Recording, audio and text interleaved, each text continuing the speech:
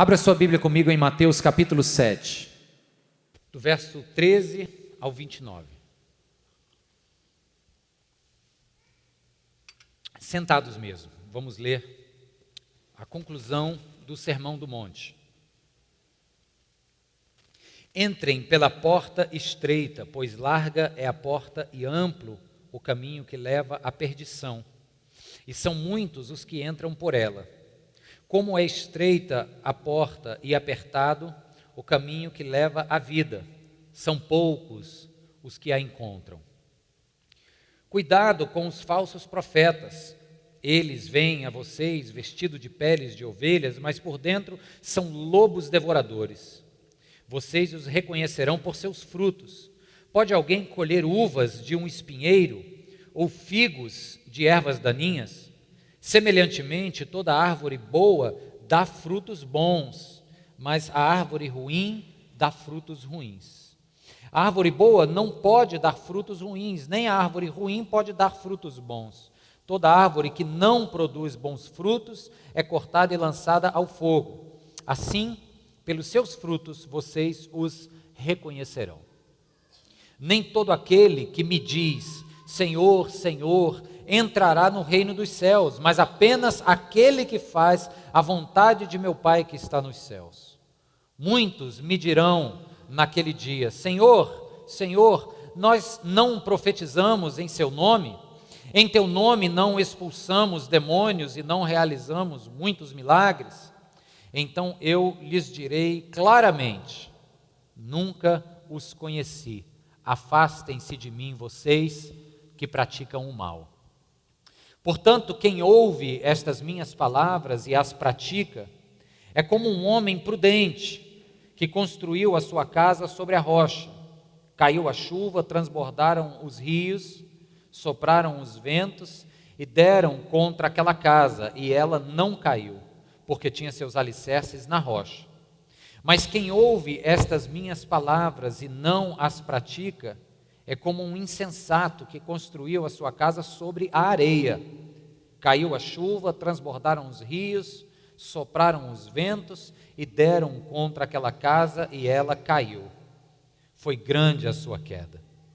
Quando Jesus acabou de dizer essas coisas, as multidões estavam maravilhadas com o seu ensino, porque ele as ensinava como quem tem autoridade e não como os mestres da lei.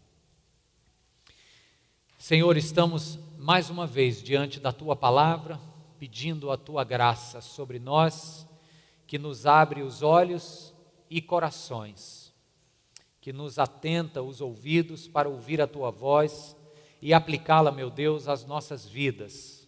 Espírito Santo, Tu que estás aqui, ó Deus, movendo com liberdade, continua, Senhor, e transforma as nossas vidas. Em nome de Jesus, amém. Amém. Queridos, esse texto aqui, às vezes é mal compreendido. Quando eu me refiro a esse texto, eu estou falando do Sermão do Monte. Porque lendo os capítulos 5, 6 e 7 de Mateus, que é o Sermão do Monte, nós corremos o risco de achar que se trata de um grande compêndio de moralidade, do seguinte sentido: façam isso, não façam aquilo, vivam assim assado e vocês estarão de parabéns.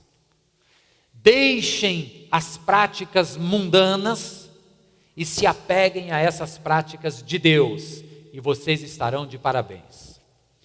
Claro, essa é um desafio válido. Deixem as práticas e os valores mundanos e se apeguem às práticas e aos valores do reino de Deus, claro.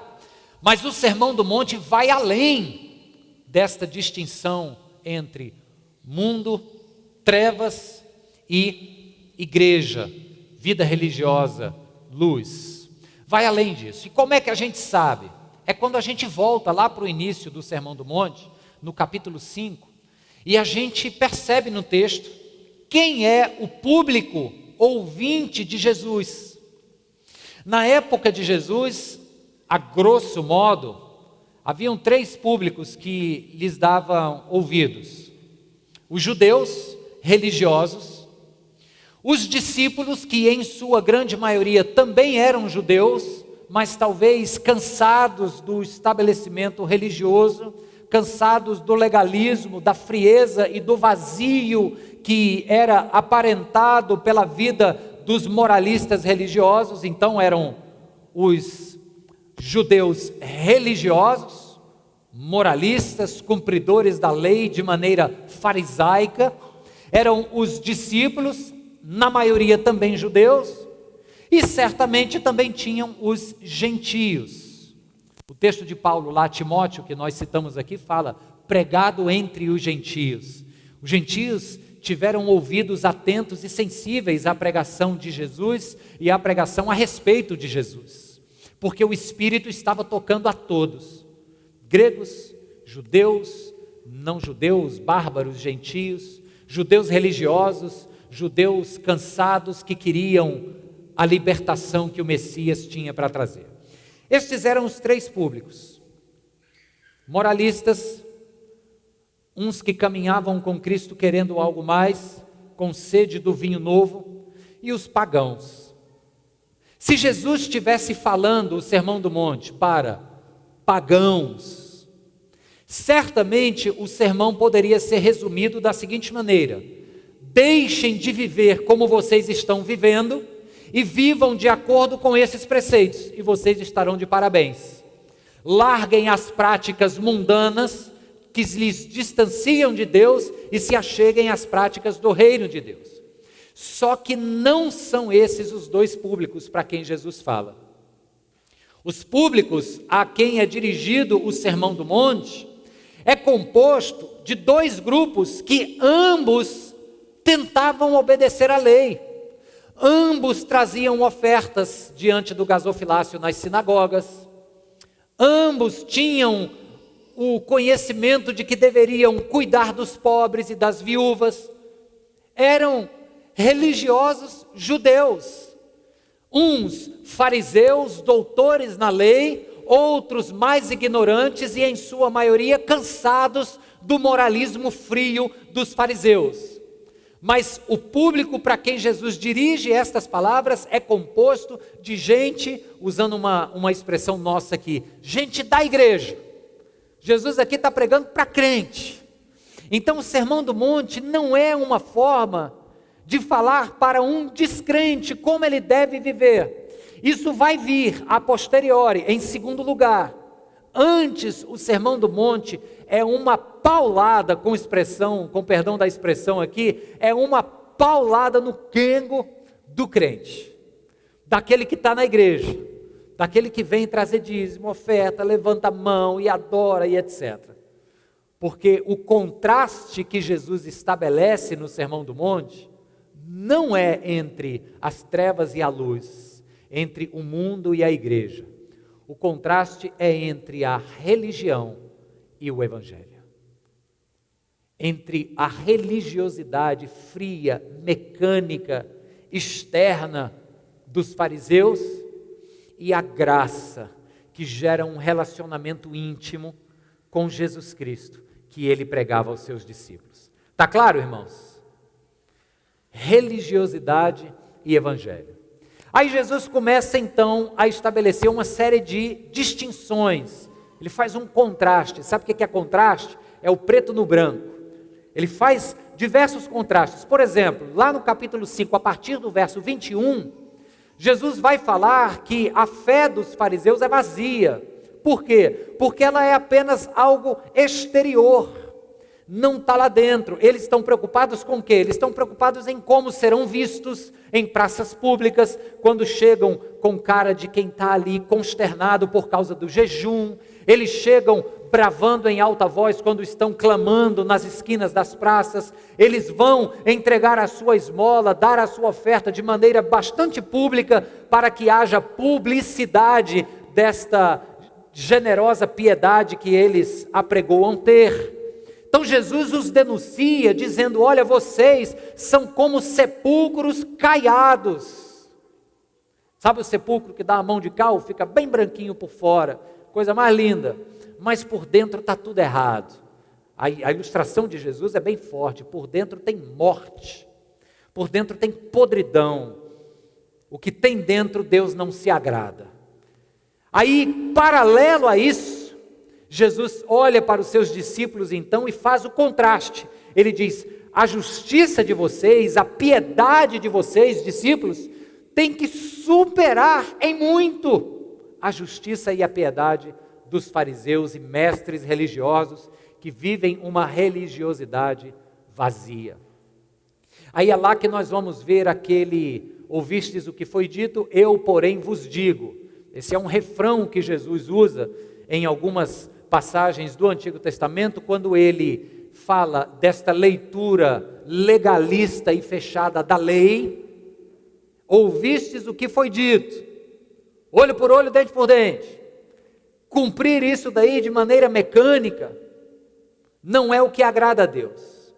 O que agrada a Deus é olhar lá dentro, nas suas motivações bem íntimas, julgá-las, denunciá-las e ser redimido através do perdão por Deus, do perdão de Deus. Então ele diz assim: está escrito lá, olho por olho, dente por dente. Porém, se você olhar dentro do seu coração, lá no fundo, e perceber que existe ódio, mágoa, amargura, rancor contra o seu próximo, isso te faz detestá-lo, não precisa nem cometer homicídio, você já o fez. Então ele está dizendo que o contraste entre a religiosidade vazia e a graça do Evangelho não tem a ver com o que é exterior apenas, em como nos mostramos na prática religiosa. Isso aí é fácil fingir. O Evangelho quer saber como está o coração, é interno. Os frutos desta árvore que ele diz aqui são o quê? O que é um fruto?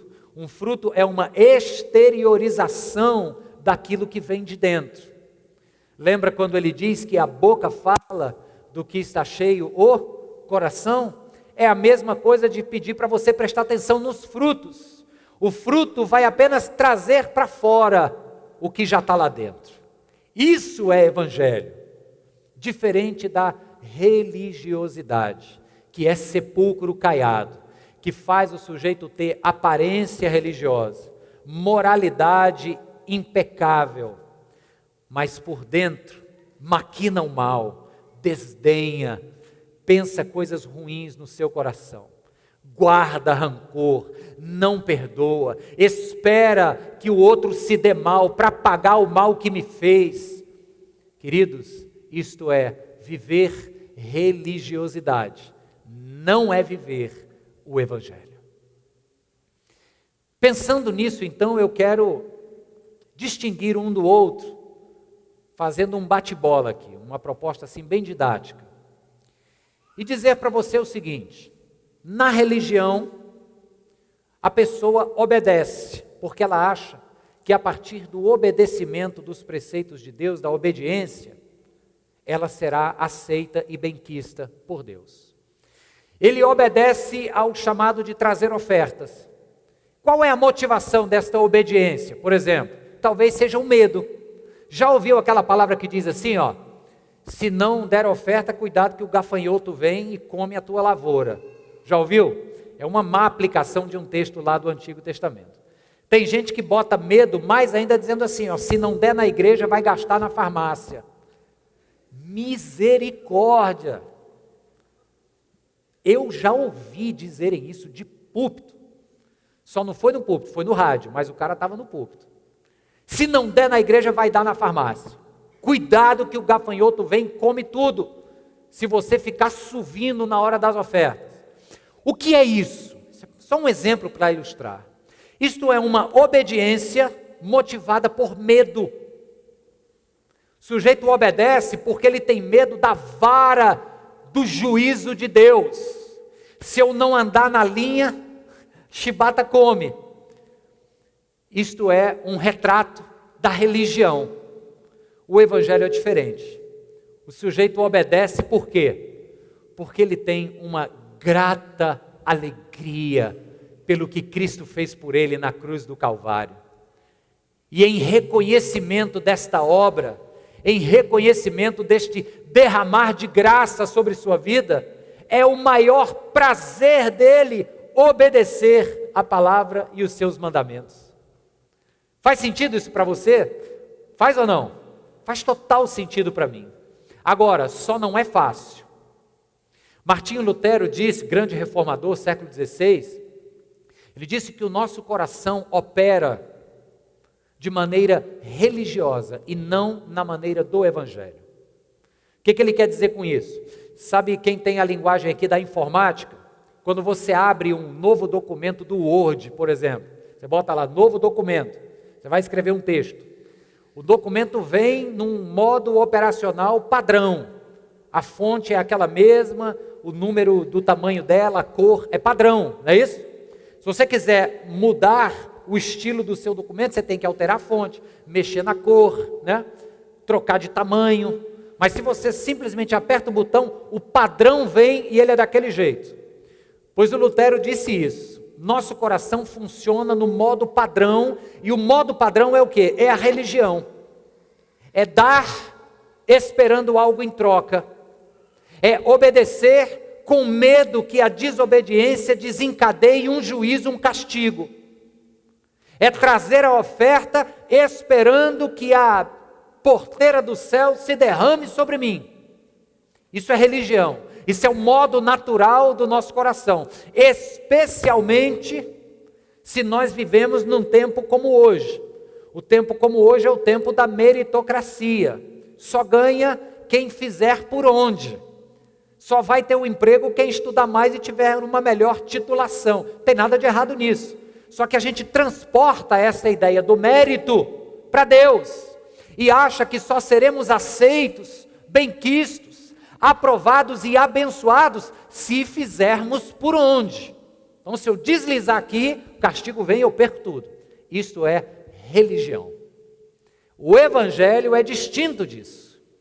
O Evangelho me convida a obedecer em alegria, a trazer a oferta em gratidão, a andar nos caminhos por prazer, sem constrangimento. Amém, queridos?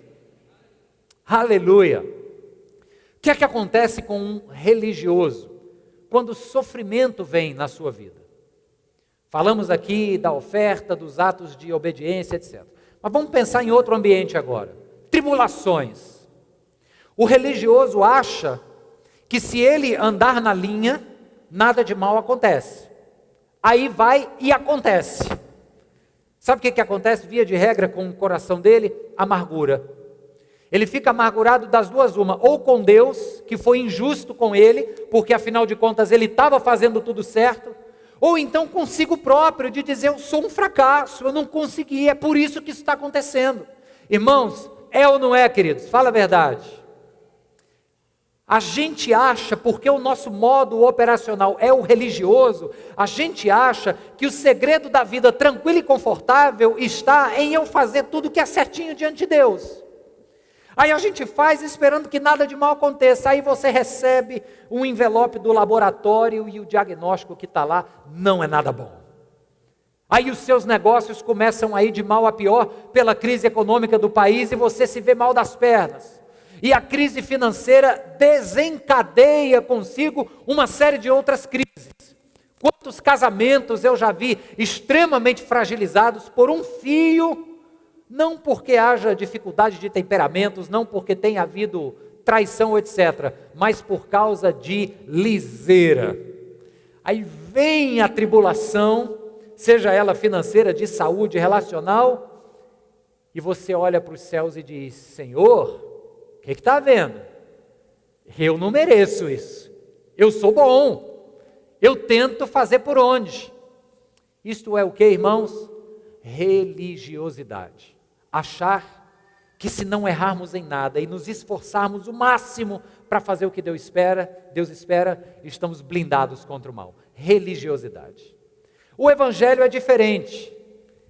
Quem deixa esta relação religiosa com Deus e se agarra em Cristo e na sua graça e vive uma caminhada de discípulo, vai lidar com o sofrimento de maneira diferente. A dor vai ser a mesma, sem dúvida. O sofrimento, a tribulação, traz angústia, traz ansiedade, certamente.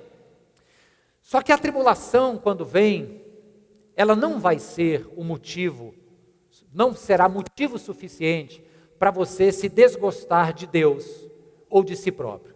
Você vai ver, se for discípulo de Cristo, que a tribulação pode ser uma boa pedagoga para lhe ajudar a aprender coisas novas, para fazer de você alguém melhor e mais forte.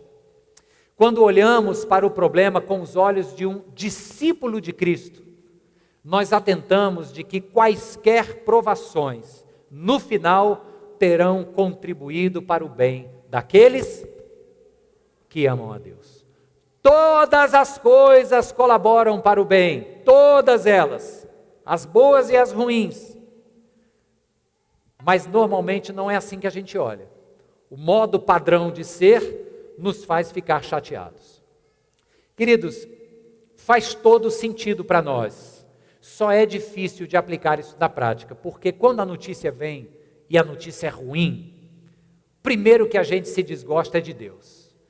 Senhor, por que comigo? Em outras palavras, você está dizendo assim, ó, Senhor, tu não és justo. Se fosse justo, isso não teria acontecido comigo. Eu ouço isso muito, irmãos. Talvez eu mesmo já tenha dito, com palavras um pouco mais polidas, com palavras um pouco mais sutis. Mas às vezes o nosso reclame, o nosso choro, está carregado de mágoa e rancor, por não conseguir entender, não conseguir ver o sofrimento como um possível instrumento de Deus para me fazer alguém melhor e mais forte. Você crê nisso? Diga amém. Em terceiro lugar, o religioso vai ter uma vida de oração. O discípulo de Cristo também. Mas a vida de oração do religioso, via de regra, vai se resumir a pedidos. A pedidos. Você está ali para pedir. Seja por alguém, seja por si próprio. A vida de oração do discípulo de Cristo, ela começa com adoração, com contemplação, com gratidão. Certamente terá petição. O apóstolo Paulo diz, apresentem a Deus as vossas necessidades, Ele as conhece. O objetivo da vida de oração do religioso é receber de Deus, é falar pedindo para ter aquilo que se espera. O objetivo da vida de oração de um discípulo é se assemelhar a Cristo. É falar com o Pai para que cada vez mais nos pareçamos com Ele. Amém, queridos? Louvado seja Deus. Louvado seja Deus. Mas tem uma quarta área em que o contraste do religioso com o discípulo se torna extremamente pernicioso, perigosíssimo. É em relação à nossa própria autopercepção. Como você se enxerga? O religioso, ele pode oscilar em dois polos, porque ele quer andar na linha, para fazer o que é certo.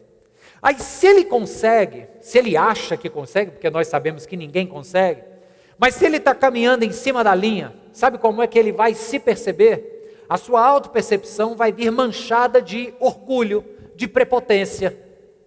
Eu estou bem na fita, eu sou santo, eu tenho buscado, eu estou cheio, gastei tantas horas na presença, eu sou bom.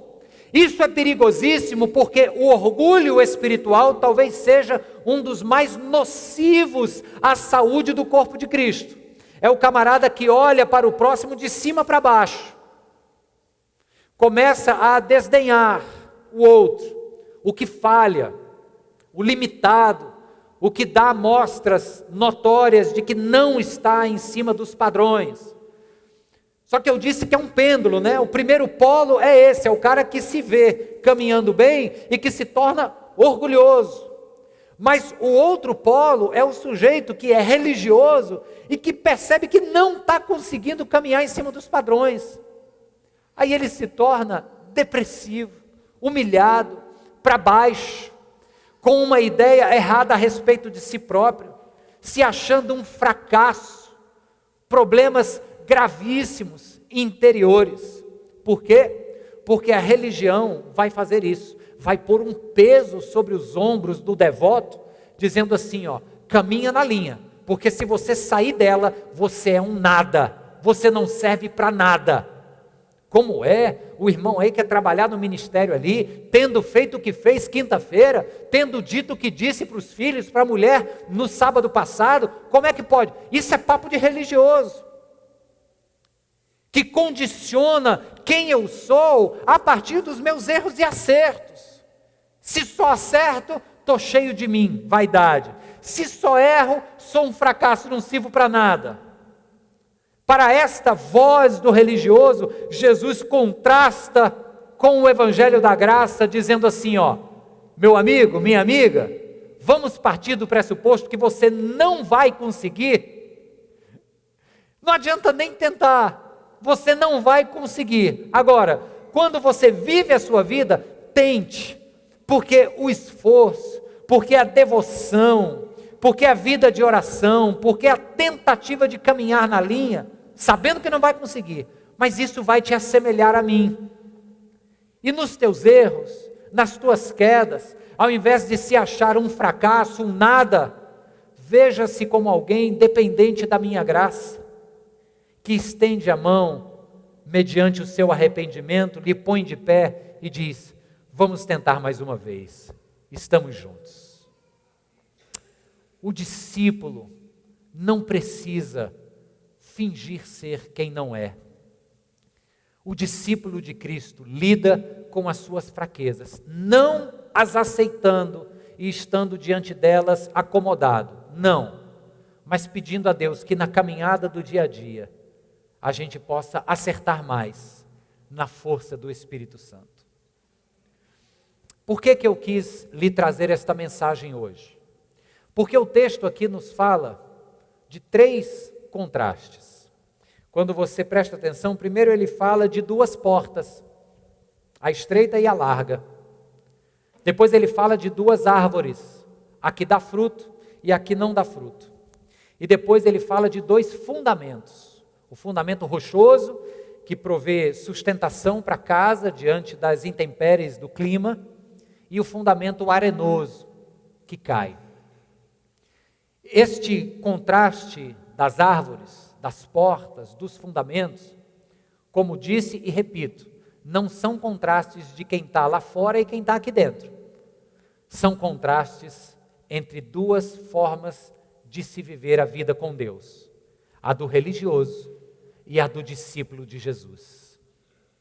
E nós precisamos desta palavra, queridos, por alguns motivos, dentre os quais eu vou te dizer e aí concluo.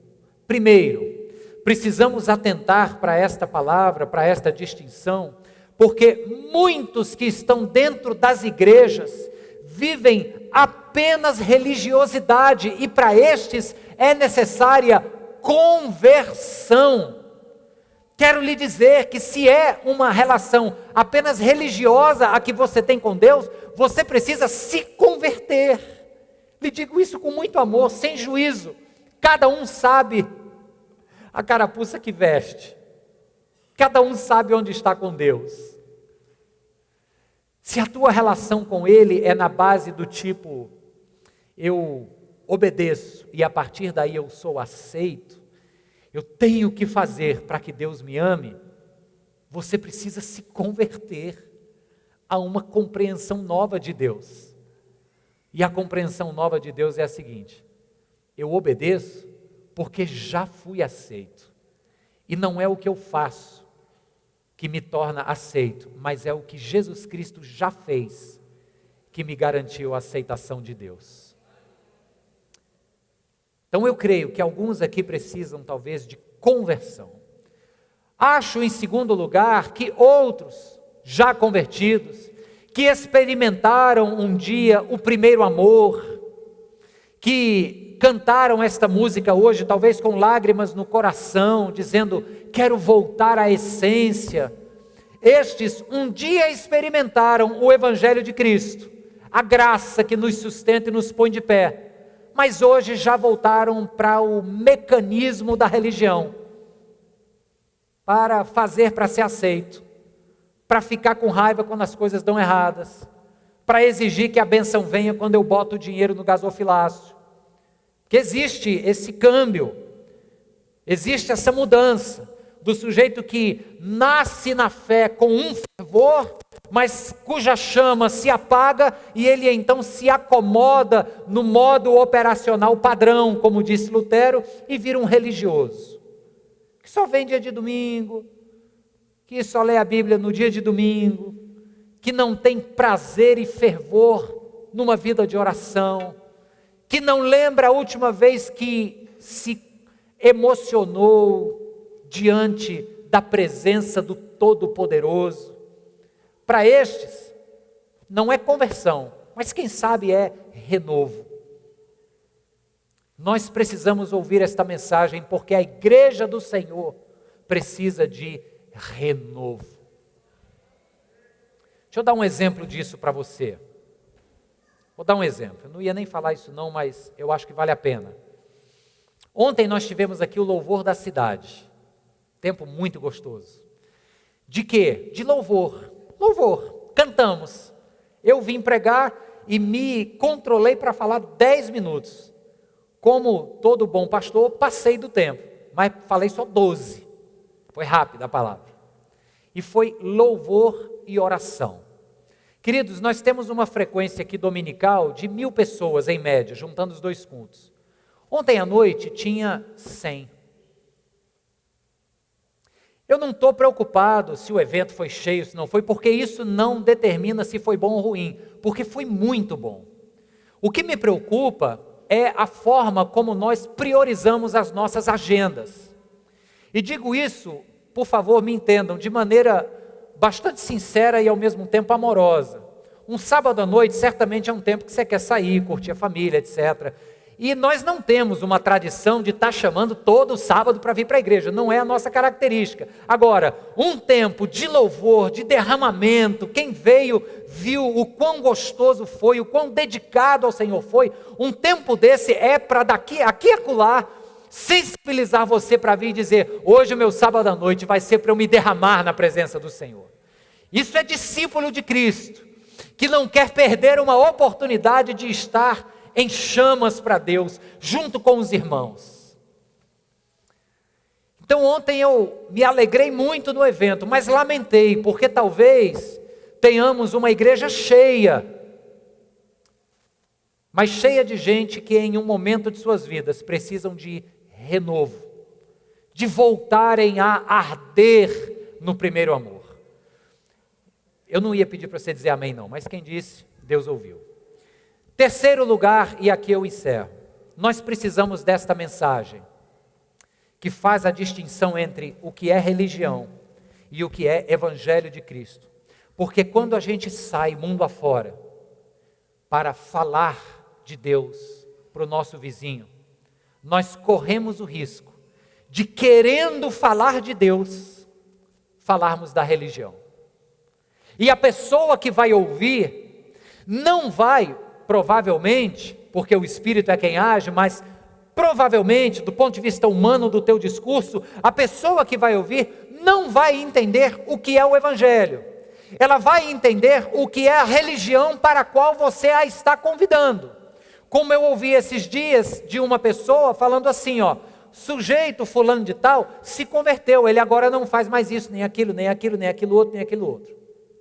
Ok, a conversão gera mudança de vida, claro, e de fato a pessoa deixou de ter uma vida promíscua, mas o que me chamou a atenção foi o imediato da sequência da frase. Ela disse assim: fulano se converteu, ela deixou de fazer isso, isso, isso. Conversão, quando a gente comunica religião ao invés do evangelho, a conversão que a gente comunica parece uma abstinência de coisas. Se converter é deixar de fazer coisas. Alguém aqui já ouviu isso? Claro, você já ouviu dizer o seguinte: não quero ser crente, ou não vou para a igreja, etc., porque eu vou ter que me privar de uma série de coisas. Irmãos, o evangelho é exatamente o oposto. Entregar-se ao evangelho, viver o evangelho de Cristo, é poder fazer tudo e muito mais, de forma saudável, abençoada por Deus, com limites, com uma liberdade que está em saber e poder dizer não para coisas destrutivas. Isto é viver o evangelho. Então nós precisamos, para conversão, de gente que vive igreja e religião, mas não entendeu o que é o Evangelho. Nós precisamos para renovação, para aqueles que há muito tempo vivem igreja e religião e não o Evangelho. E nós precisamos desta palavra para a nossa missão, para que quando formos comunicar, comuniquemos o Cristo que liberta e não a religião que aprisiona. Que Deus nos unja, nos dê da sua graça, em nome de Jesus. Amém.